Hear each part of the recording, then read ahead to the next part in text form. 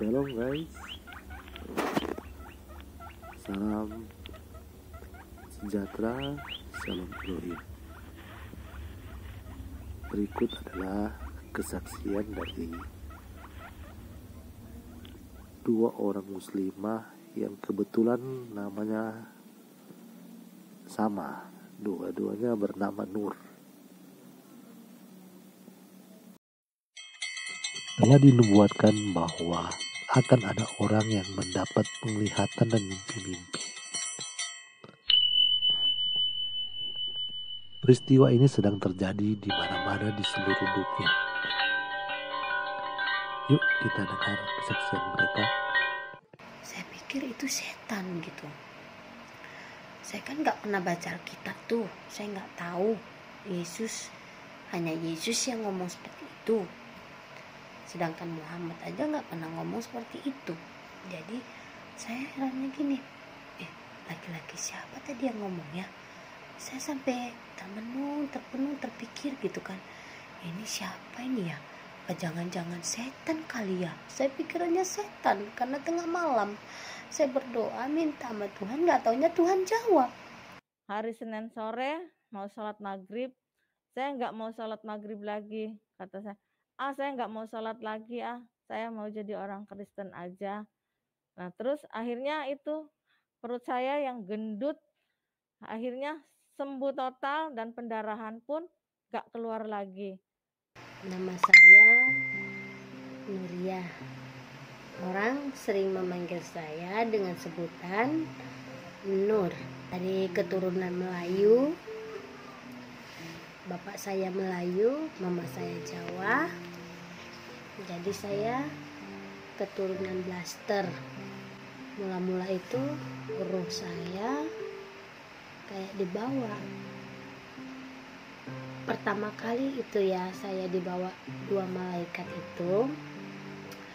Roh saya itu seperti dibawa gitu, seperti keluar dari tubuh saya ini. Terus saya dibawa ke langit. Saya terbang bersama malaikat. Dua malaikat itu, yang sebelah kiri saya memakai jubah putih, yang sebelah kanan saya juga memakai jubah putih. Mereka bersinar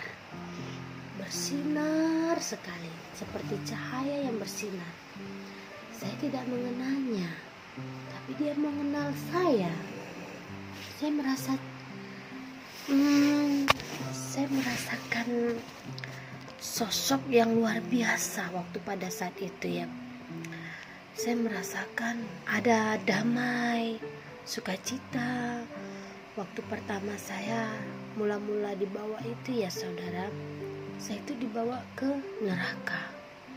Dan saya melihat itu neraka itu penuh dengan siksaan. Begitu banyak orang-orang yang disiksa di dalam itu. Sehingga saya melihat waktu saat itu tempat itu besar, panas, sangat luas. Begitu banyak siksaan yang ada di tempat itu. Saya melihat, saya pertama kali melihat itu lidah mereka itu ditarik sampai panjang sekali. Setelah itu baru dipotong-potong lidahnya. Saya merasa menjerit, saya takut. Waktu saat saya melihat itu lidah mereka itu dipotong-potong, saya begitu ngeri gitu. Yang saya rasakan bagaimana sakitnya itu gitu ya. Tapi yang anehnya saya rasa saya berada di tempat itu yang panasnya minta ampun, luar biasa panasnya. Tapi saya kayak merasa gak ada panas sama sekali. Karena itulah kemuliaan Tuhan yang ada di sebelah kanan dan kiri saya. Sehingga mereka menemani saya sampai saya begitu banyak melihat siksaan di neraka itu ya. Kalau saya lihat itu pertama kali lidah dipotong-potong, terus tangan dipotong-potong. Habis itu saya lihat itu kemaluan wanita itu ditusuk pakai tombak yang tajamnya minta ampun, panjangnya sampai tembus ke mulutnya. Perempuan itu ditusuk seperti sate sehingga tembus sampai ke mulutnya. Saya menjerit berteriak, ya Allah, ya Allah. Waktu saat itu saya masih muslim ya, saya belum mengenal Tuhan Yesus sebagai juru selamat saya. Tiba-tiba saya dibawa ke, ada seperti banyak di situ kayak binatang-binatang ya, ya yang pokoknya yang mengerikan lah. Di situ ada seperti air belerang panas yang mendidih. Mereka itu dimasukkan ke dalam itu, dimandikan. Tiba-tiba saya melihat mereka berteriak-teriak minta tolong ampun. Saya itu waktu dibawa, setelah saya melihat neraka selesai itu, saya dibawa ke surga. Itu pun masih tamannya, belum kerajaannya. Saat itu saya dibawa ke taman surga itu, saya melihat begitu indah sekali tamannya, penuh dengan kemuliaan Tuhan. Kalau kita membayanginnya, udaranya itu segar, sejuk, nggak seperti ini, jauh lebih indah daripada dunia ini. Sampai saya berkata, ya Tuhan, ya Allahku, ya Allah, saya katakan, saya ingin berada di tempat ini ya Allah. Karena waktu itu saya sudah dikasih lihat neraka itu, saya ketakutan, saya nggak tahu harus berbuat apa. Tapi Tuhan berkata apa, belum saatnya kamu di tempat ini. Bahkan waktu saya ingin memasuki surga taman itu, saya melihat jubah saya ini begitu kotor, tidak layak saya bawa ke dalam surga itu. Karena apa? Waktu saat itu memang benar-benar kita dikasih tahu bahwasannya hidup ini harus menjadi berkat bagi semua orang, banyak orang. Karena kita inilah tubuhnya Tuhan, seperti roti. Yesus menjadi roti bagi kita, dan kita juga harus menjadi roti bagi setiap jiwa yang ingin, yang lapar akan firman. Jadi dari saya melihat surga itu, saya menangis. Di waktu itu Tuhan, malaikat itu membawa saya berhadap menjumpai Tuhan, dan saya melihat Tuhan itu sama seperti kita, cuma bedanya dia lelaki, rambutnya gondrong, dia pakai jubah putih. Wajahnya saya sih tidak bisa melihatnya, saking kan bersinarnya wajahnya itu, saya tidak bisa melihat sama sekali. Waktu saat itu saya dihadapkan Tuhan. Tepat itu Tuhan bertanya kepada saya, siapa namamu? Saya menjawab dengan nama saya. Tapi saya herannya Tuhan membuka bukunya, itu besar sekali bukunya, tapi saya herannya di buku itu nggak ada nama saya. Saya menangis ketakutan, karena saya tahu kalau nama kita tidak ada di buku itu, ya kita akan dimasukkan ke dalam neraka. Mungkin ini sebagai teguran bagi saya, karena waktu itu memang saya mencoba untuk bunuh diri, karena saya tahu saya hidup bersama ibu tiri, dan saya mencoba untuk bunuh diri. 2 kali saya lakukan ingin bunuh diri. Waktu itu pertama kali saya ingin lompat. Waktu saat itu rumah saya itu seperti loteng gudang gitu. Jadi kita kalau mau lihat ke bawah tuh, dari atas kelotengan tuh tinggi. Ukurannya kalau saya menjatuhkan tubuh saya di tempat itu, mungkin saya sudah mati. Cuman waktu waktu saya mau menjatuhkan tubuh saya ini, seperti ada yang menarik baju saya di belakang ini, dan ada dengar suara bisikan sepertinya gini, jangan, jangan, jangan, katanya. Tiba-tiba saya kayak merasa, oh ini siapa ya, jangan, jangan, nanti kau masuk neraka, Tuhan tidak akan terima kau lagi sampai kapanpun kau kekal di dalam neraka, katanya begitu. Tiba-tiba saya sadar gitu, sadar, terus saya minta ampun sama Tuhan, dan saya tidak jadi membunuh diri. Yang kedua kalinya itu saya ingin membunuh diri itu dengan cara pisau saya asah tajam-tajam, saya asah supaya apa? Saya memotong urat nadi saya ini. Jika urat nadi saya ini sudah terpotong, maka saya mati, dan saya sudah nggak tahu harus berbuat apa gitu. Jadi saya kayak mau saya potong ini urat nadi, tiba-tiba kayak ada yang menahan tangan saya ini gitu. Kayaknya dia menahan sehingga saya kayak susah gitu untuk mau potong urat nadi saya.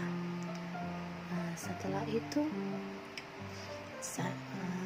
waktu saat itu saya 2 kali mau mencoba bunuh diri. Tuhan juga selamatkan saya, sehingga saya dihibur Tuhan, diberikan kekuatan untuk saya bisa menerima gitu. Bahwasanya inilah hidup saya, walaupun saya hidup cuman hidup menjadi orang miskin, ya pokoknya menderitalah kalau dikatakan waktu di kampung. Cuman waktu saat itu saya tidak tahu, tidak mengenal Tuhan sama sekali. Yang saya tahu cuman Allah Subhanahu wa Ta'ala.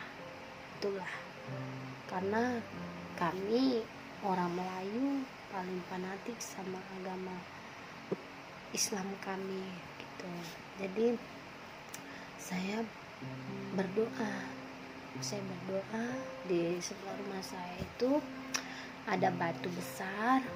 Kalau saya lagi punya masalah seperti ya, kalau tiba-tiba saya kepingin curhat, saya duduk di batu itu, saya curhat sama batu itu, saya merasa seolah-olah saya punya teman gitu. Karena waktu saat itu saya sering menyendiri gitu kan. Jadi saya anggap itu teman saya, itulah batu itu. Tiba-tiba saya melihat waktu di surga itu, saya lihat itu ada sosok laki-laki duduk di tepi sungai. Dia memakai jubah putih, rambutnya gondrong segini, ikal-ikal rambutnya. Terus saya melihat dari belakang sosok tubuhnya itu, saya melihat siapakah laki-laki ini gitu. Dia duduk di atas batu itu gitu. Yang batu ini tadi tempat curhat saya sehari-hari. Jadi ini batu ini, apa batu dari surga itu jatuh ke bumi? Saya berpikir seperti itu. Kok batu itu sama seperti batu yang ada di surga itu? Saya lihat. Nah, saya lihat itu sungainya itu jernih sekali seperti kristal gitu. Dia duduk di atas batu itu bersama burung putih. Ya, burung putihnya di sebelah, dia duduk di situ. Jadi kayak saya merasa ini siapa ini sosok laki-laki ini. Waktu saat itu saya tidak dikasih lihat wajahnya sama sekali. Dan saya mau kasih tahu juga kepada kalian semua.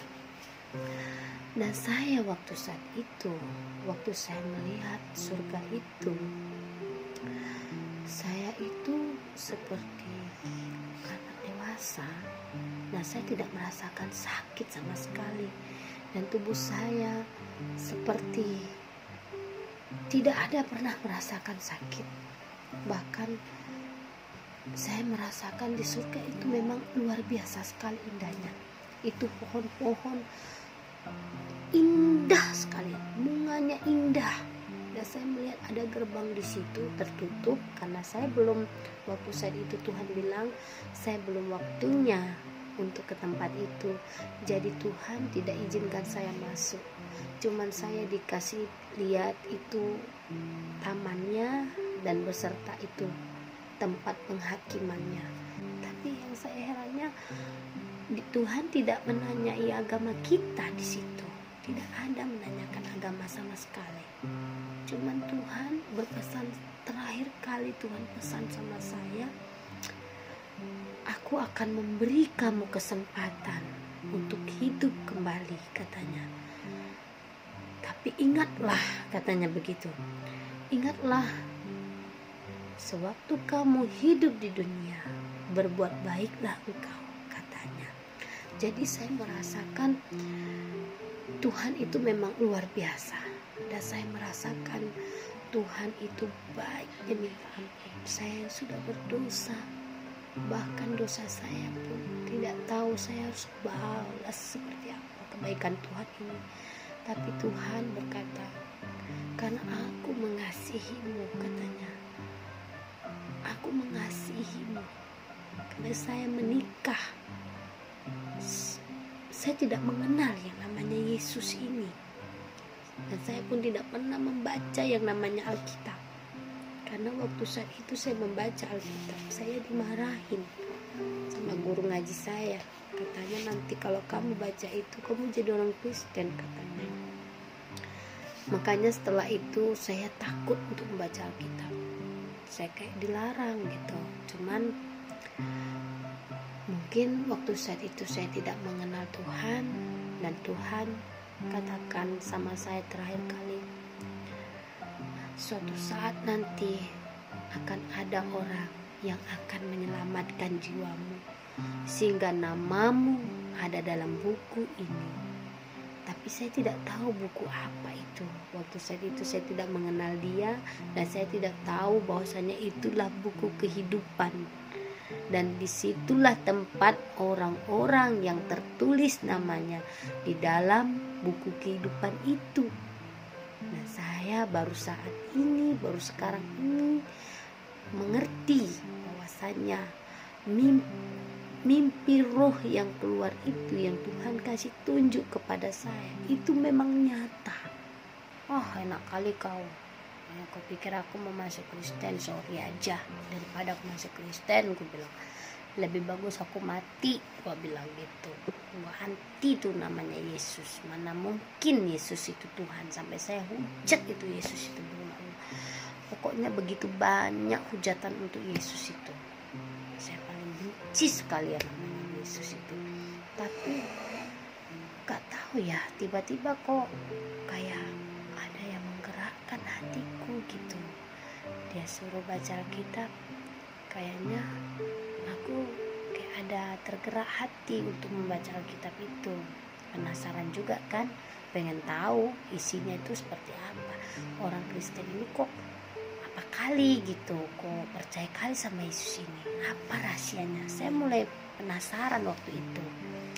Tiba-tiba saya baca Alkitab, terus saya baca, saya nggak mengerti yang namanya Yesus itu bisa lahir, bisa jadi anak, kok bisa jadi Tuhan. Saya pikir begitu kan, saya nggak mengerti sama sekali itu saat itu. Cuman saya kayak ada yang membukakan gitu supaya sehingga saya mengerti apa yang dimaksud dengan ayat ini. Tiba-tiba saya lihat di situ ada ayatnya, Yesus menghidupkan orang mati, katanya. Saya teringat waktu saya masih kecil dulu, saya membaca hadis Nabi Isa Al-Masih itu dapat menghidupkan orang mati, katanya. Terus dia bilang lagi di situ bahwasanya Isa Al-Masih itu tahu akan hari kiamat. Jadi saya mengira, ini siapa ini Yesus ini? Kok bisa sama dengan Isa Al-Masih? Ya waktu saat itu saya memang merasa Isa Al-Masih itu nabi yang paling hebat gitu, karena saya melihat begitu banyak mujizat Isa Al-Masih di dalam Al-Quran. Nah, saya melihat Muhammad itu gak ada mujizat sama sekali gitu. Cuman saya meyakini dia nabi karena dari orang tua saya, mama saya, mbah saya semua percaya dengan Muhammad kan gitu. Jadi tiba-tiba saya mulai penasaran lagi karena saya lihat di situ kok sama seperti Isa Masih. Jadi saya waktu itu mulai kalut itu di situ. Jangan nih setan ini, saya pikir setan gitu kan, yang sampai saya terpengaruh gitu. Tiba-tiba waktu saat itu saya sholat tahajud tengah malam. Saya kan nggak mau nih dengerin omongan orang. Saya nggak percaya dengan orang manusia, karena manusia ini banyak yang ingin menyesatkan manusia. Minta sama Tuhan dengan hati saya, dengan pikiran saya berdoa, ya Allah, saya bilang gitu, tunjukkan aku jalan kebenaran ya Allah, jalan yang daripadamu, jalan yang lurus, saya bilang gitu. Jangan Engkau biarkan aku tersesat ya Allah, aku bilang gitu kan. Terus jika Engkau, sampai saya ancam Tuhan, jika hari ini juga Engkau tidak menunjukkan jalan kebenaran-Mu kepadaku, jangan salahkan aku jika aku salah melangkah. Ibaratkan salah melangkah itu mengambil jalan yang sesat gitu. Jadi tiba-tiba setelah habis sholat tahajud itu, saya berdoa. Selesai itu saya masih memakai telkung saya nih, sajadah saya pun masih saya gelar. Nah, saya tiba-tiba sujud di sajadah itu, saya mendengar suara gitu, suara laki-laki. Dia berkata seperti ini, "Hai anakku," katanya, "akulah jalan kebenaran, jangan kau takut, sebab aku akan menopangmu," katanya begitu. Tiba-tiba saya lihat, saya tersentak gitu kan, ada suara, tapi kok gak ada orangnya gitu. Saya cari-cari tuh, saya pikir itu setan gitu. Saya kan gak pernah baca Alkitab tuh, saya gak tahu hanya Yesus yang ngomong seperti itu. Sedangkan Muhammad aja gak pernah ngomong seperti itu. Jadi saya herannya gini, laki-laki siapa tadi yang ngomong ya? Saya sampai terpenuh terpikir gitu kan, ini siapa ini ya? Jangan-jangan setan kali ya? Saya pikirannya setan karena tengah malam saya berdoa minta sama Tuhan, gak taunya Tuhan jawab. Tiba-tiba saya baca kitab itu, saya baca, saya melihat, iya memang ada. Yesus berkata, "Hai anakku," katanya gitu, "ikutlah aku jalan kebenaran dan hidup," katanya. "Jangan kau takut, sebab aku akan menyertai kau," katanya gitu. Jadi kayak seolah-olah, iya ya, saya merasa kayak dibukakan gitu pemikiran saya. Iya, berarti Tuhan jawab dong doa saya tanpa saya sadari. Saya merasa doa saya sudah dijawab gitu. Waktu tahun 2014 saya mulai nerima Yesus, tiba-tiba saya bilang, "Ya Tuhan, saya ingin menguji Tuhan." Karena saya ibaratkan tidak langsung bisa terima gitu kan, saya uji dulu terlebih dahulu. Ini Tuhan apa hanya sekedar ingin menyesatkan saya gitu. Tiba-tiba saya menguji Tuhan, "Tuhan, jika Engkau Tuhan Allah yang sebenarnya, tunjukkan kepadaku siapakah dirimu yang sebenarnya." Saya bilang begitu. Tiba-tiba saya mimpi waktu saat itu. Pertama saya mimpi begitu banyak mimpi saya. Pertama saya melihat ini dunia kita ini dihancurkan satu persatu. Pertama, itulah angin puting beliung. Saya lihat itu kan gempa bumi, sehingga ini bumi ini meretak. Dan setelah retaknya jalan ini, saya melihat itu di atas langit itu rubuh seperti rumah, rubuh dia. Jadi kayak saya melihat itu di langit itu sudah tidak ada langit lagi. Itu seperti rumah kita, kalau rumah kita rubuh seperti itu, bintang-bintang berjatuhan, semua berjatuhan yang ada di langit itu. Dan saya mulai takut, berlari, ini terus ini hancur satu persatu, hancur dibikin Tuhan. Tiba-tiba saya lari, gak lama datang air bah. Pertama air bah itu seperti kincir angin, dia pusing sampai dia mengisap itu manusia ke dalam permukaan bumi itu, sehingga mereka tersedot masuk ke dalam bumi. Setelah itu Tuhan datangkan lagi tuh air bah itu setinggi langit. Di waktu saat itu saya tidak tahu mau lari kemana. Tiba-tiba saya pasrah, saya berdoa, langsung saya panggil nama Yesus, saya bilang begitu. Tiba-tiba setelah saya panggil nama Yesus itu, gak lama kemudian tangan Tuhan itu mengangkat saya, dan saya dipindahkan ke tempat yang indah. Saya lihat yang tadinya tempat yang saya pijak tadi itu hancur, musnah, karena adanya tangan Tuhan yang mengangkat saya. Dia taruh saya di tempat yang indah.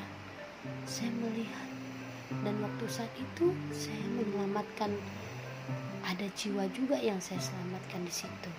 Saya berpegang seperti mengelilingin gitu, kita berpegangan tangan. Terus orang ini gak percaya Yesus, cuman saya sendiri yang percaya. Saya panggil nama Yesus, tiba-tiba mereka ini juga diselamatkan, sehingga mereka langsung percaya kepada Yesus.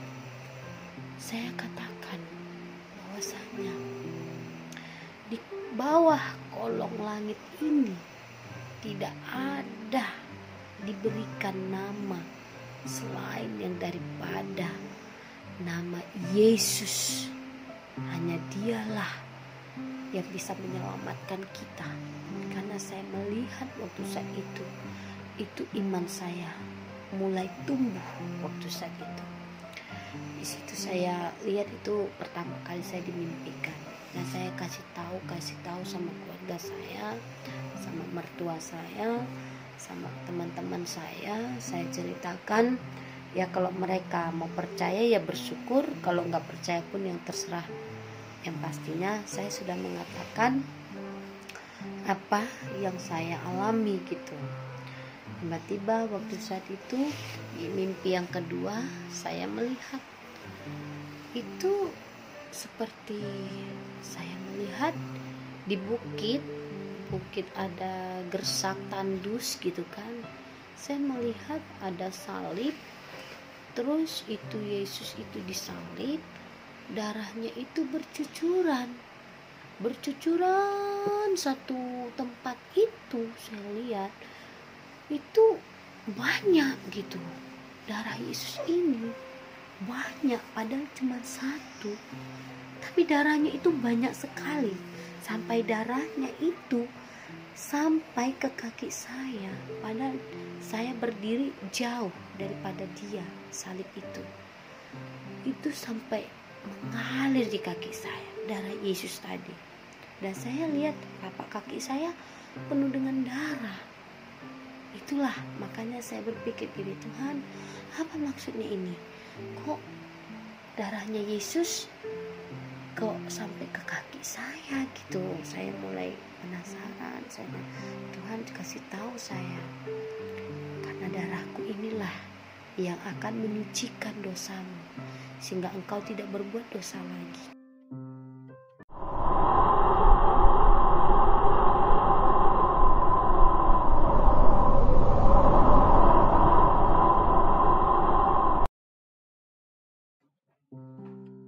Selanjutnya, kesaksian Ibu Nur yang menerima mujizat kesembuhan.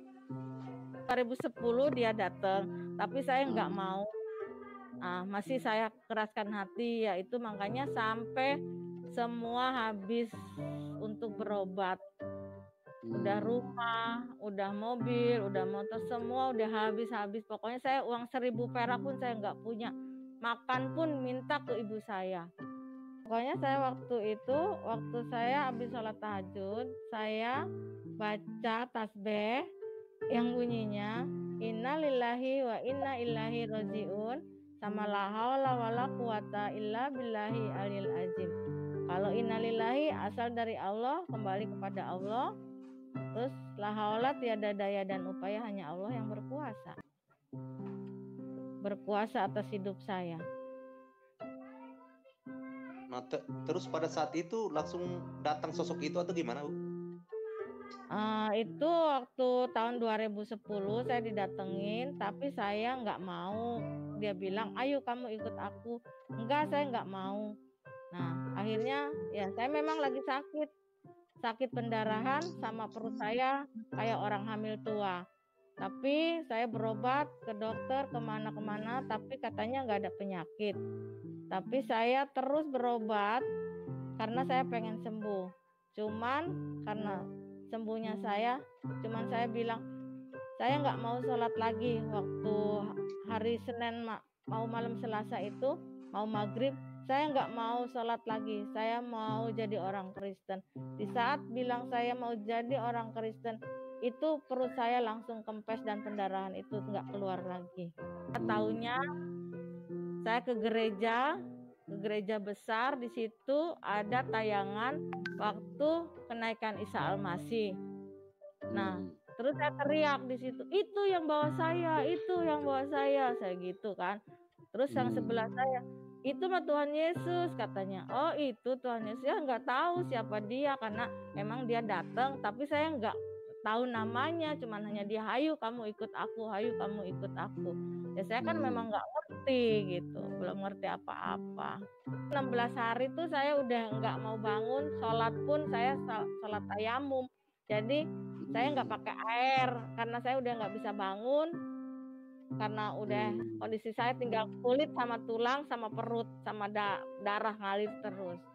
Nah di situ di tahun 2012 akhirnya saya terimalah Tuhan Yesus, tapi belum sempat ini. Saya datang ke orang Kristen, Bu, gimana sih kalau jadi orang Kristen, datangnya ke siapa, terus ke gereja mana biar saya bisa ini jadi orang Kristen. Saya malah diketawain akhirnya. Terus benar Ibu, saya mau jadi orang Kristen, lihat tuh perut saya udah kempes, saya udah nggak pendarahan lagi. Bener apa bohong? Bener Bu, saya bilang. Oh ya udah, kalau memang kamu benar-benar, nanti aku telepon ke gereja untuk datang hamba Tuhan. Tuhan udah menunjukkan bahwa waktu saya doa, Tuhan bilang nanti besok ada orang yang minta pertolongan kamu tolong ya. Saya bilang siapa? Tunggu besok pagi. Ternyata memang ada orang yang datang ke rumah saya, dia mau minta tolong untuk menyembuhkan orang sakit gila. Tapi ya puji Tuhan, saya layani sampai 7 bulan. Itu orang itu udah sampai dipasung, udah bau busuk, badannya udah semua, pokoknya kotoran udah tercampur semua. Tapi saya bilang, karena saya mengasihi Tuhan, saya mau mengasihi orang itu. Saya mandiin, saya kasih makan. Pokoknya orang-orang di situ udah bilang, Timan hanya mengejek, gila. Tapi saya bilang, enggak, kamu enggak gila. Karena ada Tuhan Yesus bersama kamu. Kamu akan sembuh. Percaya kamu akan sembuh. Ya, sampai 7 bulan. Saya sama tim berdoa. Ya. Kalau kamu malu mengakui aku sebagai bapa, aku pun akan malu mengakui kamu sebagai anak. Dari situ saya terus minta ampun sama Tuhan. Tuhan ampuni saya nggak mau umpet-umpetan lagi. Saya memang harus ada bersama Tuhan Yesus. Nah dari situ selama 3 bulan, sudah selesai 3 bulan, saya akhirnya dihujat dari mana-mana, dari kanan kiri, teman-teman semua bilang kafir, kafir, kafir. Saya bilang, Tuhan ampuni mereka karena mereka tidak tahu dan tidak mengerti. Hanya begitu saya bilang. Tapi hati saya nggak mau sakit hati karena saya punya Tuhan yang luar biasa. Tuhan saya itu hebat sekarang. Ada nama lagi. Orang mereka biarkan berkata apapun juga, tapi saya mau terus. Dari situlah saya terus berdoa, dan setiap malam berdoa, bukan berdoa tahajud lagi, tapi berdoa bersama Tuhan Yesus. Saya sama ibu saya berdoa di saat ibu saya sakit. Saya terus berdoa, kata ibu saya, jangan keras-keras, nggak enak sama tetangga, biarin mak. Saya bilang, ini mau berdoa biar banyak jiwa-jiwa dijangkau oleh Tuhan, dilawat oleh Tuhan. Akhirnya ibu saya sendiri terima Tuhan Yesus. Dan anak saya, suami saya juga udah terima Tuhan Yesus. Sekarang suami saya udah 4 tahun meninggal. Tapi saya mau terus fokus kepada Tuhan Yesus. Tidak ada Allah lain, hanya Dia Tuhan satu-satunya yang membawa saya ke jalan yang benar. Oleh karenanya, saya terus dikuatkan dan diteguhkan dengan iman. Saya tidak akan lari ke mana-mana, tapi saya mau lari kepada Tuhan Yesus. Hanya Tuhan Yesus yang sanggup untuk menghibur saya. Tuhan Yesus sanggup untuk membawa saya naik, bukan turun. Tapi saya percaya Tuhan Yesus itu luar biasa. Akan memberikan saya indah pada waktunya. Saya percaya itu semuanya. Walaupun saya dihujat dari kanan, kiri, depan, belakang. Saya diludahi, dicaci maki, apapun, tapi saya nggak mau sakit hati. Karena Tuhan bilang nggak boleh kamu sakit hati.